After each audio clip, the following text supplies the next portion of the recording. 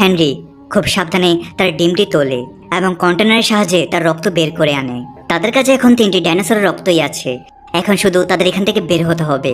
কিন্তু তারা এখান থেকে বের হওয়ার আগেই কোয়েটজালকোয়াটলাস সেখানে চলে আসে আর তাদের নিজের বাসার কাছে দেখে সে খুব রেগে যায়। ডাইনোসর তাদের উপর হামলা করে এবং সেই নাবিককে তার থাবায় ধরে মেরে ফেলে। আর এই সুযোগের সদ্ব্যবহার করে জোরা, ডাঙ্কান এবং হেনরি তারা সেখান থেকে পালাতে সফল হয়। সন্ধ্যা নাগাদ তারা দ্বীপের সেই পুরনো ল্যাবে পৌঁছে যায়, যেখানে তারা সেই পরিবারটিকে খুঁজে পায় যারা অন্য বোটে ছিল।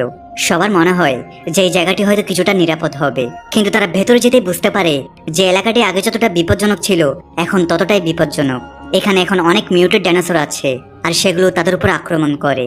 কিন্তু ভাগ্যক্রমে তারা সবাই সেখান থেকে বেঁচে পালাতে সফল হয়। কিন্তু মার্টিন, যে এখন পর্যন্ত দলের লিডার ছিল, সে হঠাৎ করে বদলে যায়। যে মুহূর্তে সে নিশ্চিত হয় যে 3 রক্তের নমুনাই তার কাছে আছে, সে তার পকেট থেকে বন্দুক বের করে এবং পুরো দলের দিকে তাক করে। সে সবাইকে হুমকি দেয় যে এখন এই মিশন শুধু তার, এবং যদি কেউ তার মাঝে আসে তবে সে তাকে মেরে ফেলবে। কিন্তু তাদের সবার ভাগ্যে অন্য কিছুই লেখা ছিল, কারণ ঠিক সময় সেখানে একটি বিশাল মিউটেড টিরেক্স চলে আসে।